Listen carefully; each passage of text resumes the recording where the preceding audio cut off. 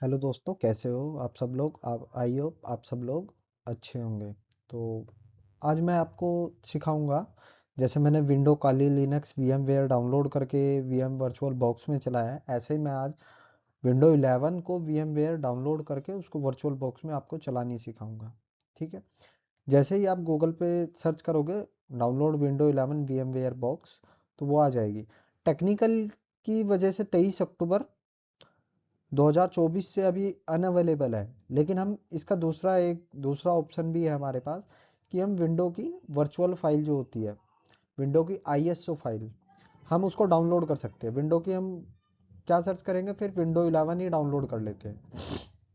Window 11 भी ISO file में हम डाउनलोड कर लेंगे। डायरेक्टली माइक्रोसॉफ्ट की वेबसाइट से विंडो 11 डाउनलोड हो जाएगी। ठीक है। अब जैसे आप देख रहे हो, मैं सिलेक्ट करता हूँ window 11 ISO file into 64 device.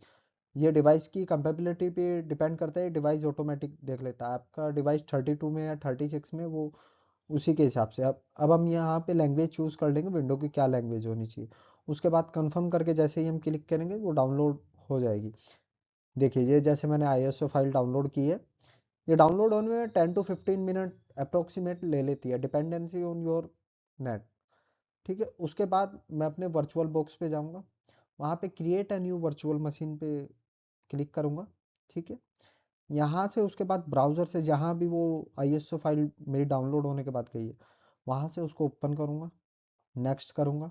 वो डिस्क को रीड करेगा, ये जहाँ पे लोकेशन लेगी। अब चॉइस द इंक्रिप्शन टाइप, यहाँ पे एक पासवर्ड लगाना होता है। जैसे आपने काली में देखा होगा पासवर्ड लगाया, ऐसे ही अगर आपकी विंडो में कुछ चीज़, आपकी पर्सनल डेटा या कुछ ऐसा चीज़ है इसमें, तो वो आपका डेटा कोई एक्सप्लोर नहीं कर पाएगा, वो डेटा इंक्रिप्टेड रहेगा, क्योंकि आप उसमें पासवर्ड, और पासवर्ड भी इसमें एटलीस्ट 8 डिजिट का होना चाहिए। देखिए, जैसे मैंने 4 डिजिट का डाला, वो 4 डिजिट नहीं ले रहा है। पासवर्ड का मतलब है 8 डिजिट, उसमें टोटल न्यूमेरिक हो या पासवर्ड हो, कुछ भी हो सकता है। 8 डिजिट का आपको पासवर्ड यहाँ पे डालना होगा, वो तभी एक्सेप्ट करेगा 8 डिजिट का पासवर्ड के साथ। तो देखिए, यहाँ पे जैसे मैंने 8 डिजिट का पासवर्ड डाल दिया, उसके बाद जैसे ही मैं नेक्स्ट करूँगा, नेक्स्ट को करूँगा स्प्लाइट। ठीक है। यहाँ पे कंपेबिलिटी दिखा देगा, हार्ड डिस्क से कितना ले रहा है, 64 GB का एक स्लॉट ले रहा है ये। ठीक है। ये जैसे ही क्रिएटिंग डिस्क कर रहा है, यानी कि एक उसकी इमेज टाइप क्रिएट कर रहा है विंडो 11। इमेज जैसे जैसे आपकी इमेज हो गई, मेरी फोटो हो गई, और वो आपके फ़ोन में है तो वो एक इमेज टाइप हो गई। ऐसे विंडो 11 की यहाँ पे मैं एक इमेज टाइप क्रिएट कर रहा हूँ। इमेज टाइप होती है। तो जैसे ही करोगे, देखो वीएम वेयर बॉक्स में जैसे ही करोगे कनेक्शन से हो गया वर्चुअल मशीन, यहाँ पे आप देख रहे होंगे। ठीक है। ये यहाँ पे आने में भी आपको 2-3 मिनट ले लेगी, क्योंकि देखो इंक्रिप्शन वर्चुअल मशीन होती है ये पूरा। जैसे ही आप यहाँ से अगर इस मशीन को डिलीट करोगे, तो आपका जो इस मशीन में विंडो में डेटा पड़ा होगा वो भी साथ के साथ डिलीट हो जाएगा। ठीक है। जैसे आप लोग एक कोई नया लैपटॉप या नया पीसी या नई विंडो डालते हो ना, उसी तरीके से होता है। सेम वही प्रोसेस हमें करना होता है। जैसे कोई न्यू लैपटॉप लेके आए या न्यू विंडो हम बूट करा देते हैं, कि विंडो चेंज कर रहे हैं या विंडो को नहीं डाल देते हैं, पेन ड्राइव से डाल के और हम सिस्टम को बूट करा देते हैं। ठीक है। ऐसे ही अब हम यहाँ एक वर्चुअल मशीन में आईएसओ फाइल डाल के इसको हम बूट कराएंगे। ठीक है। इसको नई विंडो में, विंडो 11 में हम इसको कन्वर्ट करेंगे। यहाँ पे देखिए दिखा रहा होगा, अभी स्क्रीन पे आ जाएगा, धीरे धीरे चल रहा है। देखिए, प्रेस एनी डिस्क, ये हो गया। यहाँ पे अब लैंग्वेज सेलेक्ट करनी होगी इंस्टॉलेशन की। ठीक है। जो जिस लैंग्वेज में आपने डाउनलोड की वही लैंग्वेज आप सेलेक्ट कर सकते हो। अब टाइम एंड करंट फॉर्मेट किसका करना होगा। सपोज भाई मैं इंडियन से हूँ, तो मैं इंडिया का टाइम जोन सेलेक्ट करूंगा, उसको नेक्स्ट करूंगा, वही मेरी विंडो में भी शो होगा। देन ये I would like to install window 11, next. अब मेरे पास प्रोडक्ट की तो है नहीं, आई डोंट हैव प्रोडक्ट की। ठीक है। तो उसके बाद मैं इसको नेक्स्ट कर दूंगा, ये इंस्टॉल होना शुरू हो जाएगी। ये धीरे धीरे धीरे धीरे जैसे इंस्टॉल होना शुरू होगी, ये आप इसको देख सकते हैं। अब आपको इमेज जो है वो विंडो 11 की थी। अब विंडो 11 में भी बहुत से पार्ट्स होते हैं, window 11 home and single education, या विंडो 11 प्रो, तो मैं यहाँ केवल अभी विंडो 11 होम ही करूँगा। आप भी ऐसे कर सकते हो, कोई सी भी विंडो। ये कुछ टर्म्स एंड कंडीशन होते हैं। लास्ट अपडेट कब हुई थी विंडो की? अप्रैल 2024 में लास्ट अपडेट विंडो 11 होम हुई थी। उसके बाद जैसे ही मैं सेटअप पे क्लिक करूंगा ये सेटअप होना शुरू हो जाएगी। कुछ प्री रिक्वेस्ट चीजें होती है वो ये लेता है। देखिए जैसे यहाँ पे पार्टीशन ऑफ डिस्क, जैसे आप विंडो इंस्टॉल करते हो तो पार्टीशन मांगता है ना, तो यहाँ एक पार्टीशन ऑफ डिस्क 64 GB का मैं अपने सिस्टम से इसको अलॉट कर देता हूँ, इंस्टॉल कर देता हूँ। ये इंस्टॉलेशन हो रहा है, ठीक है। जब ये इंस्टॉलेशन हो तो आपको VMware से बैक नहीं करना है, ठीक है। आपको VMware में यहीं पे रखना है क्योंकि ये प्रोसेस होने में टाइम ले सकता है, ठीक है। ये धीरे धीरे धीरे करके 15 से 20 मिनट में ये धीरे धीरे करके इंस्टॉल होना शुरू हो जाएगी, क्योंकि टाइम ये भी टाइम लेता है 15 से 20 मिनट का। ये 15 से 20 मिनट लेगा, उसके बाद धीरे धीरे करके इंस्टॉल हो जाएगी, ठीक है। ये केवल एक वर्चुअल मैं विंडो इसमें इंस्टॉल कर रहा हूँ, ये मैं अपने ओरिजिनल लैपटॉप या डेस्कटॉप में नहीं कर रहा हूँ, ठीक है। और ये वर्चुअल विंडो 11 पूरी सपोर्ट करती है लाइक दैट, जैसे आपकी विंडो नॉर्मल विंडो चलती है ये ऐसे ही नॉर्मल विंडो विंडो 11 ऐसे ही same as like that same चलती है। इसमें कोई एरर नहीं होता कि मतलब थोड़ा बहुत भी वो मिसयूज हो या ऐसा हो, नो। ये जैसे चलती है तो ये सेम ऐसे ही चलती है, जैसे आपकी नॉर्मल विंडो चलती है ये सेम ऐसे ही चलती है, normal window as like that. ये नॉर्मल विंडो की तरह ही वर्क वर्क करेगी। आपके जो भी अगर इनकेस अगर आपको कुछ सॉफ्टवेयर भी डाउनलोड करना है तो वो सॉफ्टवेयर भी इसमें डाउनलोड हो जाएगा। और एनी इन केस अगर आपको और कुछ भी इसमें डालना है या पर्सनल यूज़ के लिए भी अगर ये आपको करनी है तो एज लाइक दैट ये पर्सनल यूज़ के लिए भी यूज़ हो जाएगी। ये पर्सनल यूज़ के जैसे ही चलता है, बिल्कुल सेम एज वर्क ऐसे ही करेगा ये। ये देखिए इस पे लिखा भी आ रहा है इंस्टॉलेशन विंडो 11 PC स्टार्ट।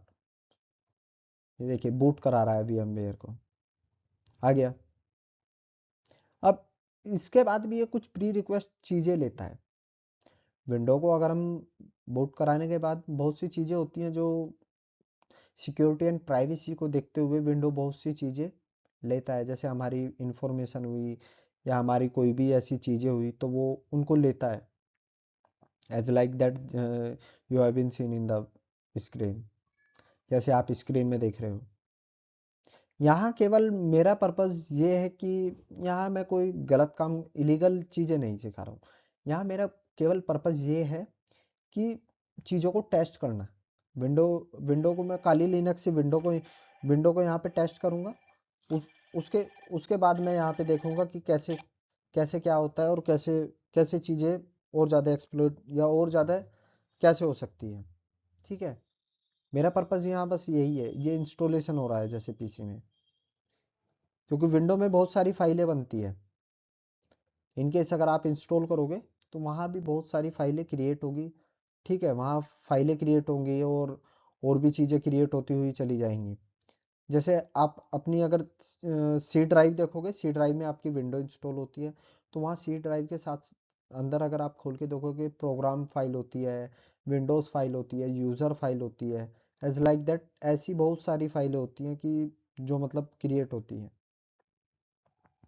तो ऐसे ही यहाँ पे भी क्रिएट हो रही है। ये देखिए इंस्टॉल हो रही है धीरे धीरे, ये कुछ मिनट लेगी और ये ऑटोमेटिक ही रीस्टार्ट कर देती है। अगर आप अपने नए सिस्टम में इंस्टॉल करोगे तो जैसे ही जैसे फाइलें कंप्लीट होगी ऑटोमेटिक ही आपके सिस्टम को रीस्टार्ट भी कर देती है, इंस्टॉलेशन होगी।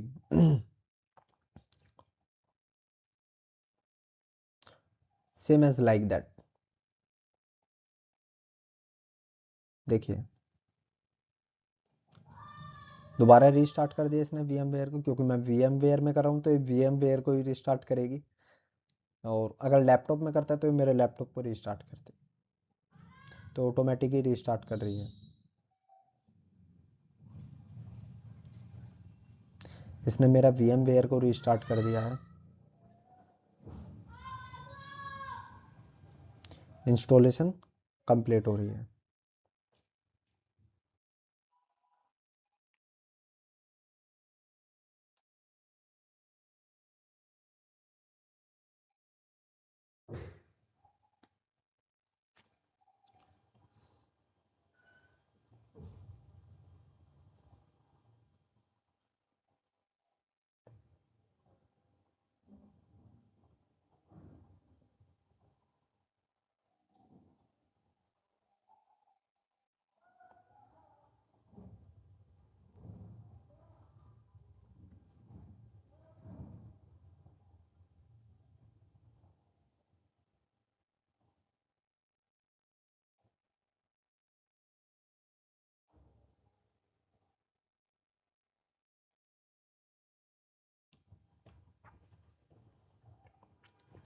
ये हो रही है धीरे धीरे।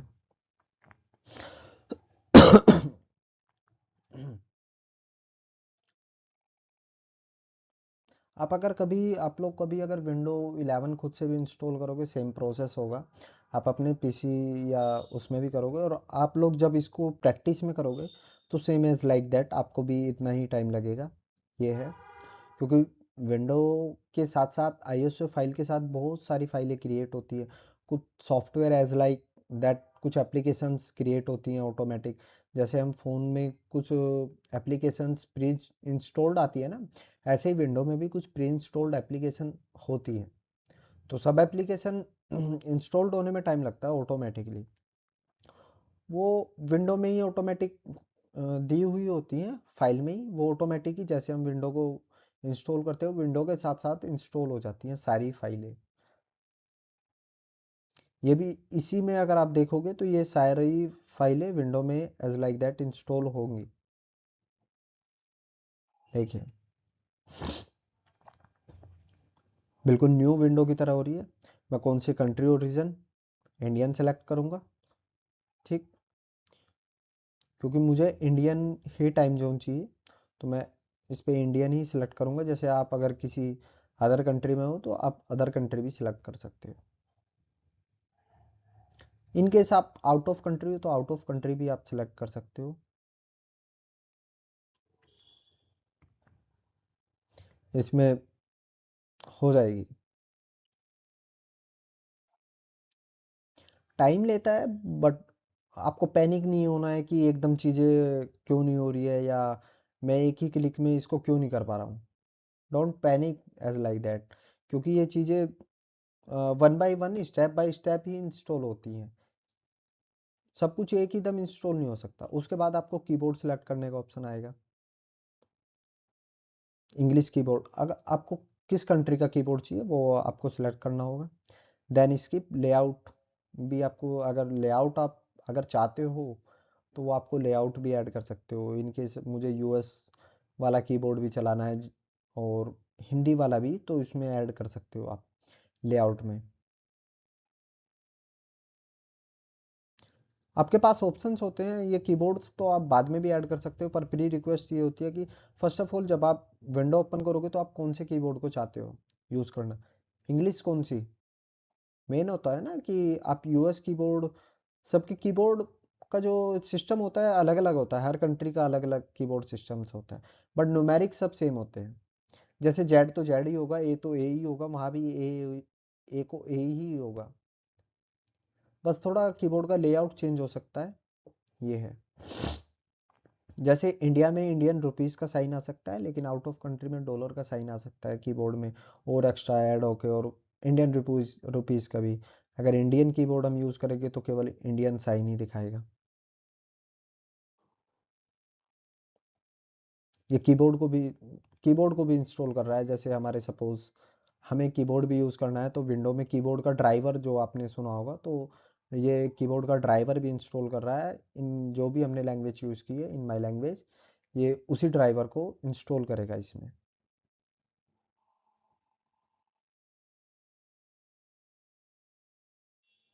ये उस ड्राइवर को भी इंस्टॉल कर रहा है। धीरे धीरे धीरे करके इंस्टॉल, एवरीथिंग इज इंस्टॉल। ये प्रोसेस में आपको मुश्किल से मुश्किल कम टाइम लगेगा, 20 से 25 मिनट में आप ये पूरा प्रोसेस कर लोगे स्टेप बाय स्टेप। जैसे मैंने वीडियो में मैं बता रहा हूँ, अगर आप एज इट इज बिल्कुल सेम एज लाइक दैट अगर आप ऐसे ही करोगे तो आपको बहुत कम समय लगेगा। आप अगर इधर उधर से या चैट जीपीटी से ट्राई करोगे तो वहाँ पे ज़्यादा समय लग सकता है। कुछ लोग होते हैं चैट जीपीटी पे सर्च कर देते हैं, लेकिन चैट जीपीटी पूरा एक लंबा स्टेप देगा। मैं बिल्कुल लाइव आपको करके दिखा रहा हूँ। आपको डिवाइस का नेम लिखना होता है। जैसे आप नए लैपटॉप या नए पीसी में लिखते हो डिवाइस का नेम, एज लाइक दैट यहाँ पे भी आपको अपने डिवाइस का नेम लिखना होगा। मैं अपने यहाँ डिवाइस का नेम टाइप कर सकता हूँ, कि जैसे जिस भी उससे कर रहा हूँ। डिवाइस नेम में एक खास बात होती है कि कोई भी, या ना तो हम नंबर लिख सकते डिवाइस नेम में, ना 15 कैरेक्टर से ज़्यादा होने चाहिए, ना ही डिवाइस नेम में स्पेशल, ना ही स्पेस होना चाहिए, ना स्पेशल कैरेक्टर, ना हाइफन होना चाहिए, ना डैश होना चाहिए। ना अंडरस्कोर। ये रेगुलर में लिखना होता है हमें यहाँ डिवाइस नेम, मतलब एक बारी से शुरू करके, ठीक है, वो लास्ट तक सेम ऐसे ही हमें डिवाइस नेम लिखना होता है। ये नहीं कि मैंने कोई भी नाम डाला ए बी सी स्पेस फिर ए बी सी, तो वो उस नेम को ये लेगा भी नहीं, ठीक है।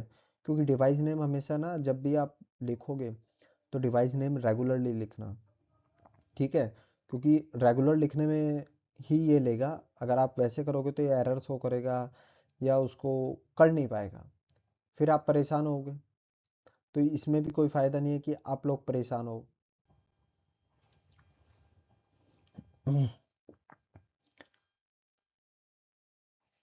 आपको अपना डिवाइस नेम भी देना होता है यहाँ पे, एज यू सी ना, अगर आप देख पा रहे हो तो device name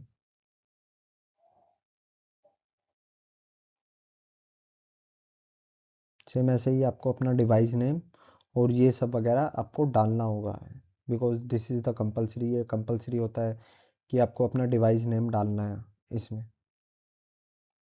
without device name ये एक्टिव ही नहीं होगा, ठीक है। बिना डिवाइस नेम के एक्टिव इसलिए नहीं होगा क्योंकि किसी भी चीज़ को हमें नाम तो देना होता है ना। हम इसको स्किप भी कर सकते हैं, बाद में भी हम इसको कर सकते हैं, अभी अगर हम चाहे तो फिलहाल के लिए इसको स्किप करके और बाद में भी इसमें डिवाइस नेम डाल सकते हैं। बट मेरा पर्पस यहाँ ये है कि आप लोगों को समझ में आ जाए कि डिवाइस नेम भी क्यों ज़रूरी होता है, बाद में इस चीज़ का भी आपको समझ में आ जाएगा, ठीक है। डिवाइस नेम आपको समझ में आ जाएगा क्यों ज़रूरी। देखिए जैसे मैंने यहाँ अपने डिवाइस का नेम दे दिया है कुछ भी, ठीक है। डिवाइस का नेम देने के बाद मैं नेक्स्ट कर दूंगा, ठीक है। जैसे ही मैं नेक्स्ट पे क्लिक करूंगा, ठीक है, अब आपको दिख रहा होगा जैसे ही मैंने नेक्स्ट पे क्लिक किया विंडो हमारी शुरू हो गई इंस्टॉल्ड होना।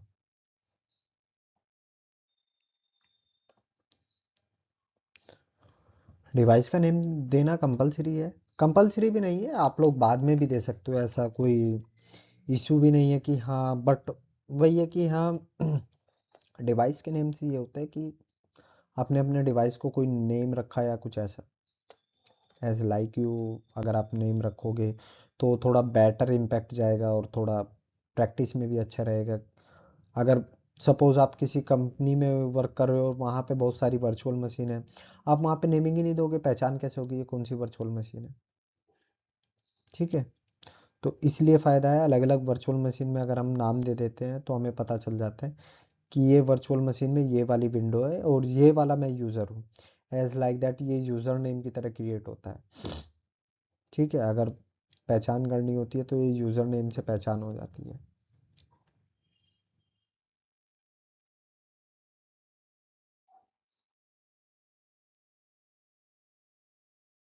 ये देखिए अब हमें अगर विंडो को लॉगिन करना है तो एक माइक्रोसॉफ्ट अकाउंट की एक आईडी डालनी होगी आपको, ठीक है। जैसे मैंने एक आईडी बना अपनी जीमेल आईडी से मैं इसको लॉगिन कर रहा हूँ, ऐसे ही आपको भी अपनी जीमेल आईडी से या कोई भी माइक्रोसॉफ्ट डॉट आउटलुक से इसको लॉगिन करना होगा।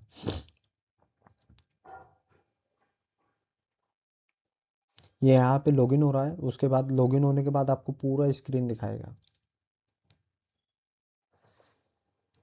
धीरे धीरे जैसे ही आगे बढ़ते हैं ऐसे ही आप सब जब इंस्टॉल करोगे ना पूरा सेम ऐसे ही आपको भी प्रोसेस करना होगा और आपको प्रोसेस यही सेम दिखेगा, ठीक है। नई विंडो इंस्टॉल करती बार दिखता है या पीसी नया लाते हो तब दिखता है। अब यहाँ पे हमें एक पिन क्रिएट करना होगा अपनी विंडो में। अब पिन पहले कंपलसरी नहीं था, अब जैसे ही हम नई विंडो इंस्टॉल करते हैं नया पीसी ओपन करते हो सबसे पहले क्या मांगता है, पिन। आपको पिन क्रिएट करना कंपलसरी है अपने लैपटॉप में, सिक्योरिटी लगाना बहुत कंपलसरी है, विदाउट सिक्योरिटी वो आगे नहीं बढ़ेगा, ठीक है। यहाँ पे कंपलसरी हो गया है कुछ चीज़ों को देखते हुए या कुछ पर्पजेस को देखते हुए, अब ये पिन कंपलसरी लेता है। जैसे ही हम यहाँ पिन डालेंगे, पिन का मतलब होता है कोई भी न्यूमेरिक डिजिट डालना होता है हमें, तो हम यहाँ केवल न्यूमेरिक डिजिट डालेंगे। न्यूमेरिक डिजिट डालते ही हम इसको एक्टिवेट कर देंगे,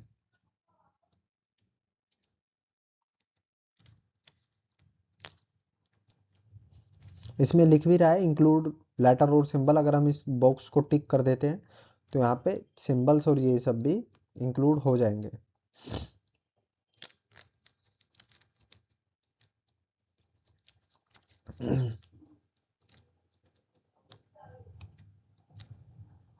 इंस्टॉल्ड हो रही है ये आपकी विंडो पूरा प्रिपेयर। जब आप ये पूरी प्रिपेयर हो जाएगी, इसको भी मैं दिखाऊंगा। प्रिपेयर होने के बाद आपको एज लाइक दैट आपकी विंडो ही लगेगी कि विंडो है सेम दूसरी। कुछ प्राइवेसी सेटिंग होती है डिवाइस की, लोकेशन, फाइंड माय डिवाइस, ये आपको एक्टिव करनी होती है। सपोज अगर आपका पीसी मिसयूज होता हो जाता है या खो जाता है तो उन चीज़ों को देखते हुए ये हमें करनी होती है। देखिए जैसे अभी विंडो एक्टिवेट होके अब ओपन होएगी।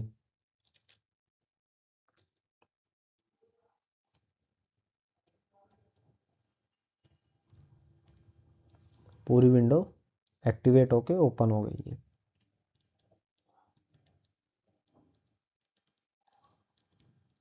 ब्राउजिंग के लिए ब्राउजिंग जो डेटा है उसको एक्सेस देना होता है। सपोज ये आप पहले भी यूज़र हो, मतलब आपने पहले भी कभी यूज़ की है विंडो इसी आईडी से, या विंडो में आप लोग पहले ही अगर पहले भी यूज़ किए तो आपके विंडो में जो आईडी पे आपका बैकअप डेटा होगा वो भी आपको शो होता है बैकअप डेटा के लिए। आप उसका बैकअप लेना चाहते हो या नहीं लेना चाहते हो, इसलिए वो बैकअप पहले से ही शो होता है कि अगर आपको कुछ बैकअप है तो वो भी विंडो इंस्टॉल करने के बाद आपको आपका बैकअप दिख जाएगा।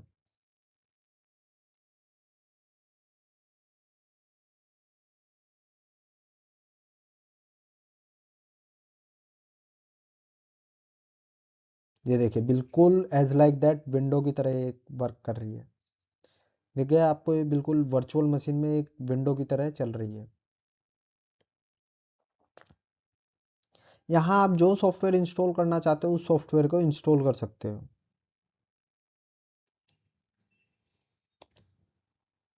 ठीक है, बिल्कुल सेम एक विंडो की तरह काम करेगी। एक विंडो स्क्रीन आपको दिख रही होगी सेम। उसके बाद मैं इसकी वर्चुअल मशीन की सेटिंग करूंगा नेटवर्क अडेप्टर की। अभी कनेक्ट एट अ पावर पे है, मैं इसमें 3 अडेप्टर लगाऊंगा।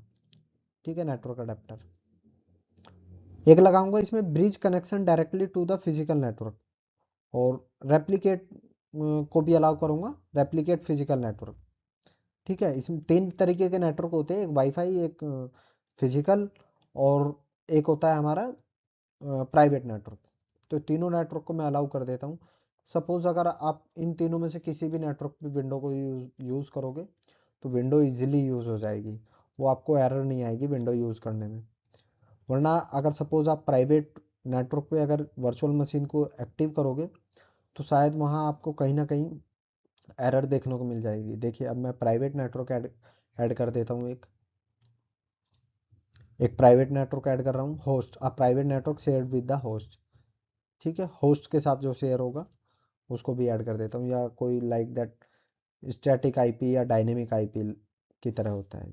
ये देखिए तीनों नेटवर्क मेरे दिखा रहे हैं, network adapter 1, network adapter 2, network adapter 3। कितना मेमोरी ले रहा है, प्रोसेसर क्या है, हार्ड डिस्क क्या है, सब कुछ इसका ये पूरा शो कर रहा है। ठीक है, ये देखिए जैसे काली लिनक्स भी हमें यहाँ पे दिखा रहा है, विंडो भी हमें यहाँ पे दिखा रहा है। ठीक है, हमारे यहाँ पे दोनों चीज़ें बिल्कुल परफेक्टली शो कर रहा है ये, जैसे हमने देखा है ना, बिल्कुल ऐसे ही है, एज लाइक दैट ऐसे ही शो करेगा। मेटा एक्सप्लॉइटेबल क्या होता है? Virtual machine is that secret create and the purpose of practising and learning the testing technique. Meta exploitable is intentionally VM created learning and practice machine होती है।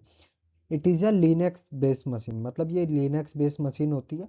ठीक है, वीएम, इसमें बहुत सारी सिक्योरिटी वर्नेबिलिटीज को फाइंड करने की एबिलिटी होती है। डिज़ाइन ओनली फॉर प्रैक्टिस, ये केवल प्रैक्टिस के लिए, नॉट फॉर द प्रोडक्शन, ये प्रोडक्शन के यूज नहीं है। Commonly use by cyber security student and ethical hacker और ट्रेनर। अब हम इसका यूज कर क्यों करते हैं? To practise the hacking techniques, legal और learning how the real world vulnerability work, to test tool like npm, metasploit framework, और naps or burst force. How to use it? Installed inside the VMware or VirtualBox. Attack another VM, usually Kali Linux, help to understand exploitation, privileges, and encapsulation. Key points: never expose the meta-exploitable to the internet. Use it only in the lab or isolated networks.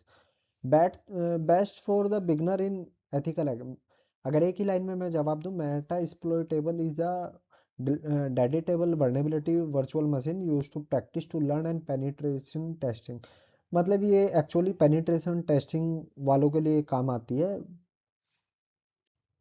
अब हम बात करेंगे meta exploitable intensely vulnerable virtual machine है जो specially learning और practice के purpose के लिए बनाई गई है। इसको रैपिड 7 ने प्रोवाइड किया है। ठीक है, रैपिड 7 ने इसको प्रोवाइड किया है जो मेटा एक्सप्लॉइट फ्रेमवर्क को क्रिएट भी करता है। मेटा एक्सप्लॉइटेबल का मेन पर्पस होता है स्टूडेंट और बिगनर को रियल वर्ल्ड हैकिंग एनवायरनमेंट का एक्सपीरियंस देना, लेकिन लीगल और सेफ वे में।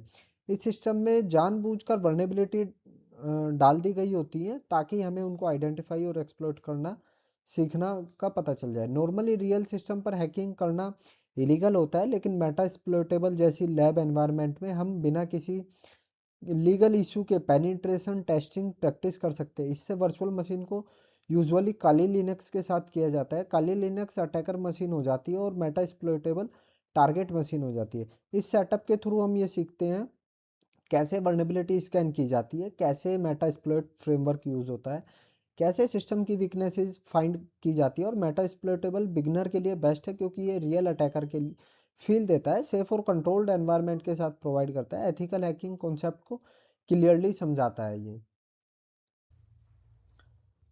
Y do the pen tester use the meta exploitable? अब सवाल ये है कि ये पेन टेस्टर मेटा एक्सप्लॉइटेबल का यूज क्यों करते हैं।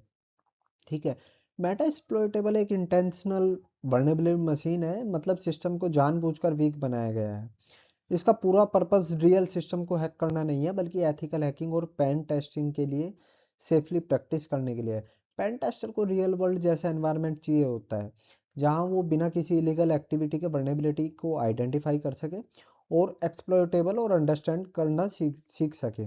ठीक है, अब इस मशीन में वर्नेबिलिटी होती है जैसे आउटडेटेड सर्विसेज, वीक कॉन्फ़िगरेशन और इनसिक्योर एप्लीकेशन। इससे pen tester step by step सीख पाते हैं कैसे इंफॉर्मेशन गैदरिंग होती है, कैसे वर्नेबिलिटी स्कैन होती है और कैसे कंट्रोल्ड एनवायरनमेंट एक्सप्लॉइट किया जा सकता है। सबसे इंपॉर्टेंट बात यह है कि मेटा एक्सप्लॉइटेबल एक लीगल और सेफ है जब ये लैब एनवायरनमेंट में यूज किया जाता है जैसे काली लिनक्स के साथ वर्चुअल बॉक्स में वीएम वेयर। इसलिए इसे बिगनर और प्रोफेशनल दोनों मेटा एक्सप्लॉइटेबल यूज करते हैं क्योंकि ये लर्निंग के लिए बहुत बेस्ट प्लेटफॉर्म है। ये रियल अटैकर का सिनेरियो को समझाता है और हेल्प करता है और स्किल्स को स्ट्रोंग बनाता है बिना किसी रिस्क के। मेटा एक्सप्लॉइटेबल को रियल वर्ल्ड सिस्टम जैसे वर्नेबिलिटी के साथ बनाया है। इसका लैब के लिए हम पर्पस के लिए पेनिट्रेशन टेस्ट के प्रोसेस सीखने के लिए यूज़ करते हैं। इंफॉर्मेशन गैदरिंग, स्कैनिंग या गेमिंग एक्सेस या प्रिविलेजेस के लिए हम इसका यूज़ करते हैं रियल वर्ल्ड सिनेरियोज में। ठीक है, जैसे गेमिंग कोई एक्सेस हमें लेनी है या प्रिविलेजेस इनकैप्सुलेशन।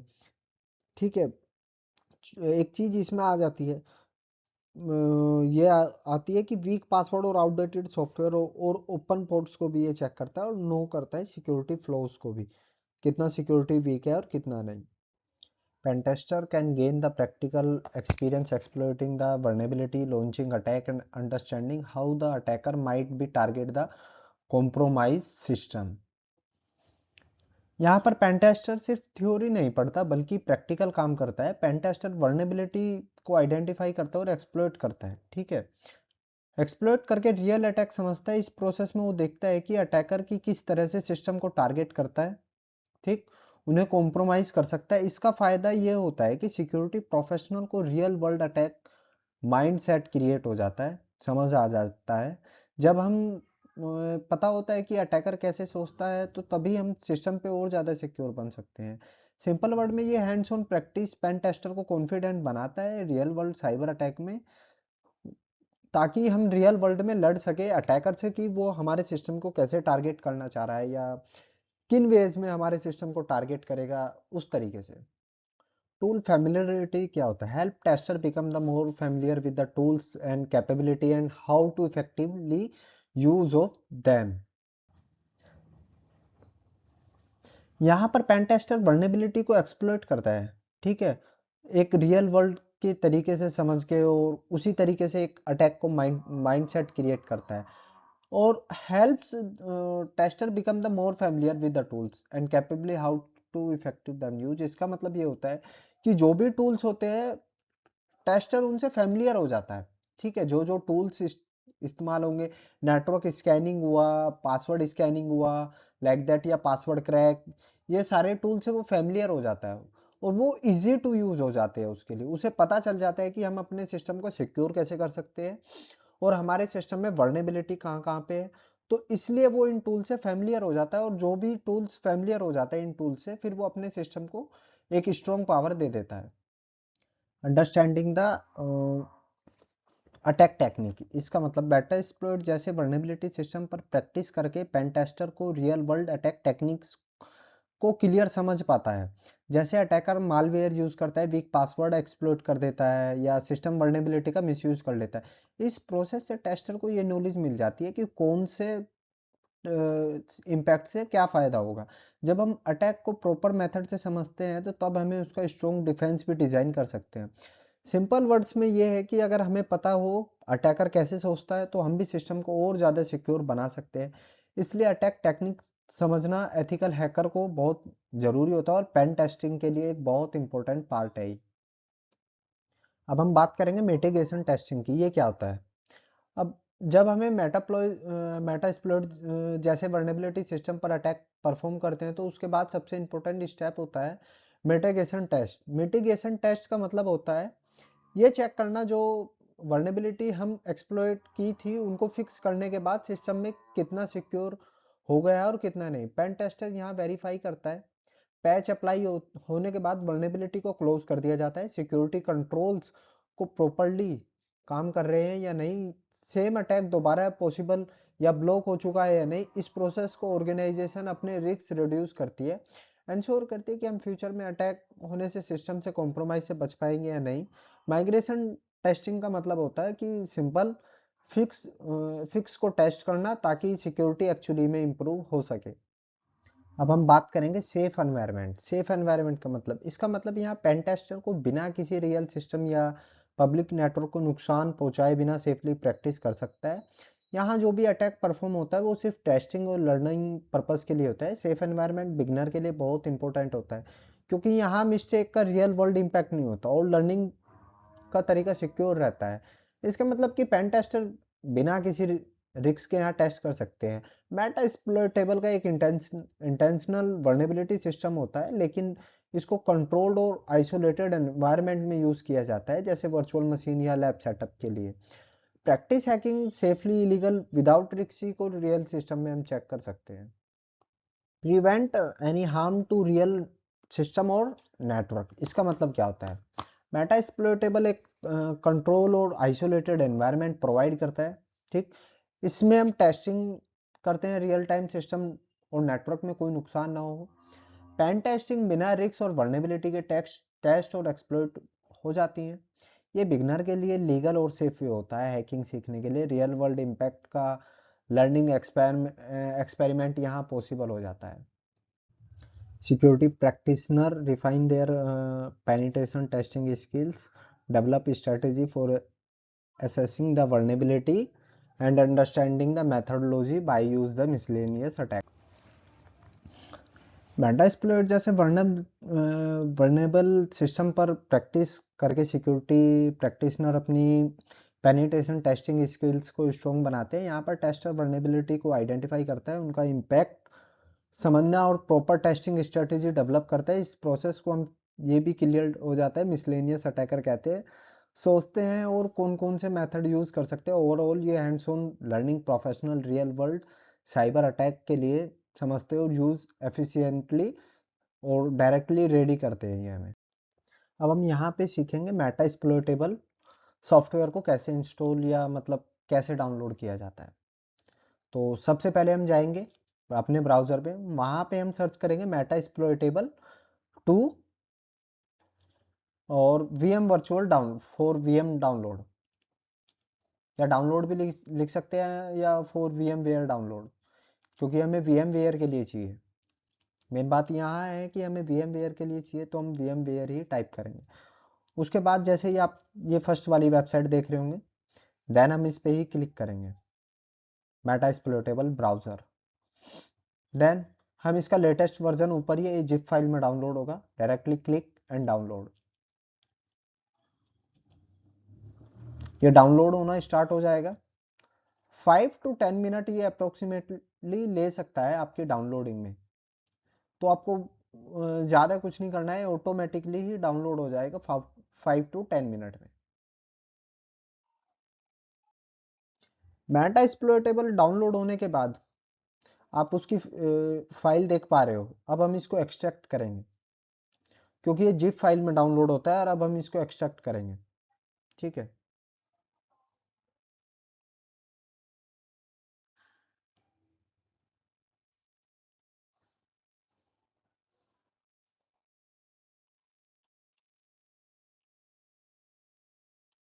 ये एक्सट्रैक्ट हो रहा है।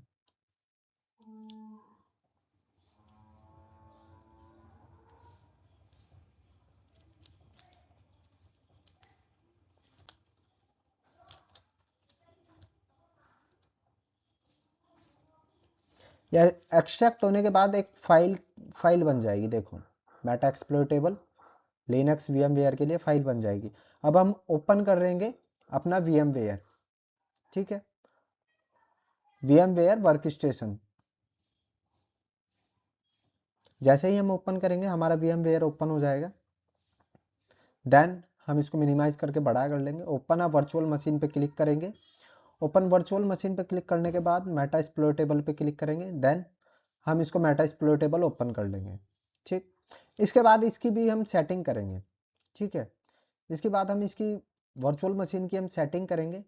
हमें इसमें भी 3 नेटवर्क ऐड करने होंगे, नेटवर्क अडेप्टर 1, नेटवर्क अडेप्टर 2 और नेटवर्क अडेप्टर 3। जैसे मैंने आपको विंडो में भी सिखाया और काली लिनक्स में भी मैंने आपको नेटवर्क अडेप्टर ऐड करना सिखाया, सेम एज द प्रोसेस इसमें भी ऐसे ही नेटवर्क अडेप्टर ऐड होंगे। ठीक है, जो अगर इसमें दिया हुआ है, एक तो होस्ट वाला और दूसरा हम इसमें ऐड कर देंगे। Add network adapter, click, then finish. Then bridge connection, एक में bridge connection directly to the physical network पे क्लिक करके एक को फिजिकल नेटवर्क वाला ले लेंगे। दूसरा, देन क्लिक अगेन। देन हम थर्ड इसमें दोबारा इसको करेंगे, नेटवर्क ब्रिज वाला एक और ऐड करेंगे। फिनिश। इसके बाद हम जाएंगे, इसके बाद हम host of private network shared with पे क्लिक करेंगे और इसको हम फिनिश कर देंगे यहीं पे। अब मेरा नेक्स्ट वीडियो में मैं इसका पूरा प्रैक्टिकल आपको करके दिखाऊंगा।